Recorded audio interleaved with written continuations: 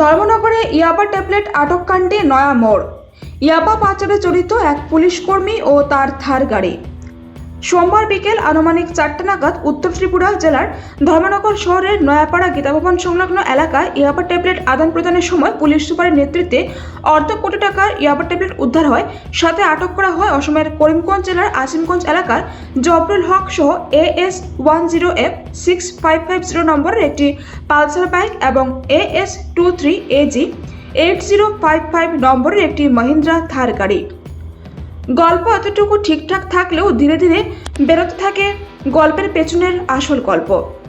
উত্তর ত্রিপুরা পুলিশের একটি নির্ভরযোগ্য সূত্র জানায়, পুলিশ সুপার ভানুপতি চক্রবর্তীর বিশেষ দলের এক সাহসী পুলিশকর্মী মাদক পাচারকারীদের জালে তুলতে কয়েকদিন যাবৎ ছক কষেছিল।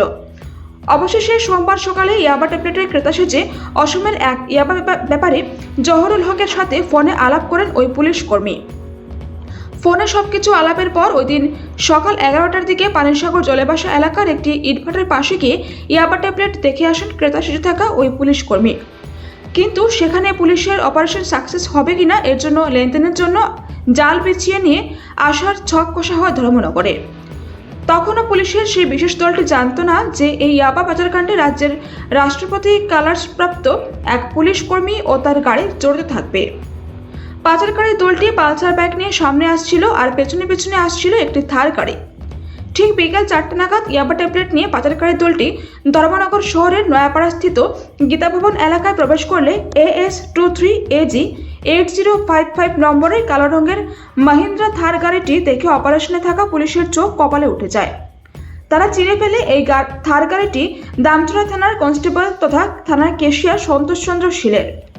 তখন থার গাড়ি থেকে একজন লোক হাত বের করে ইয়াবা ট্যাবলেট ভর্তি বাইক চালক জবরুল হকের হাতে দিলে পুলিশ তাদের ধরপাকড় শুরু করে।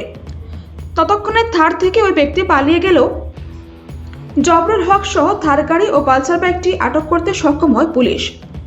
জানা যায়, থার গাড়িটি পুলিশকর্মী সন্তোষ শীলের সহধর্মিণী ঝুম্পি বিশ্বাসের নামে। আর এই ইয়াবা ট্যাবলেটগুলি অসম থেকে মিজোরাম হয়ে দশরথ সেতু হয়ে দামচড়া এলাকা দিয়ে রাজ্যে প্রবেশ করছিল। যেহেতু বিলাসবহুল থার গাড়িটি পুলিশ কনস্টেবল সন্তোষ শীলের, সেহেতু ইয়াবা পাচারকাণ্ডে যে সে গাড়িতে ছিল ও পালিয়ে গেছে তা আর বলার অপেক্ষা রাখে না। এদিকে সোমবার রাতে ধর্মনগর থানার পুলিশ ইয়াবা ট্যাবলেট পাচারে জড়িত থাকার দায়ে অভিযুক্ত পুলিশ কর্মী সন্তোষ শীলের পানিসাগরের উপতাখালী বাড়িতে তল্লাশি চালিয়েছে বলে খবর। অপরদিকে এর পূর্বেও দামচড়া থানার ওসি সঞ্জয় মজুমদার ও কনস্টেবল সন্তোষ শীলের বিরুদ্ধে মাদক পাচার বাণিজ্য সহ একাধিক অভিযোগ ধারাবাহিক সংবাদ প্রকাশিত হয়েছিল। এমনকি কনস্টেবল সন্তোষ শীলের সহধর্মিণীর নিকট আত্মীয় কিষাণ বিশ্বাসের নামে বলেরো গাড়ি বোঝায় বিলেতি মদ পাচারের সময় দামচড়া এলাকায় আটক করেছিলেন স্থানীয় লোকজন। জানা গেছে, দামচড়া থানার ওসি সঞ্জয় মজুমদার ও কনস্টেবল সন্তোষ শীল এক সূত্রে দীক্ষিত হয়ে মাদক ব্যবসা সহ পাচার ও অবৈধ পাচার বাণিজ্যে সরাসরি জড়িত রয়েছে। আর তাতে আঙুল ফুলে কলাকাজ ওসি ও কনস্টেবল। বেশ দিন হয়নি দামচড়া থানায় পোস্টিং হয়েছে কনস্টেবল সন্তোষ শীলের।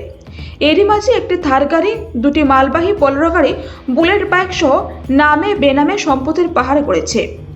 আর তাতে সহজে অনুমেয় একজন কনস্টেবল যদি এত বিশাল সম্পত্তির পাহাড় করে তোলে তাহলে ওসি সঞ্জয় তো লালে লাল।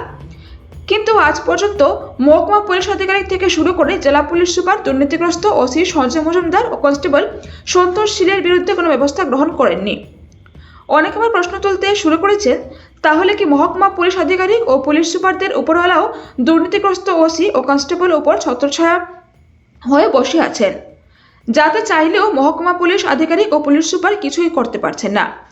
নাকি লক্ষ্মীর ধনে ওসি ও কনস্টেবলের কাছে নতজানু হয়ে বসে রয়েছেন মহকুমা পুলিশ আধিকারিক ও পুলিশ সুপার? আর তাতে নেশামুক্ত ত্রিপুরার গড়ার কারিগররা নেশা সাম্রাজ্য বিস্তার করে চলেছেন।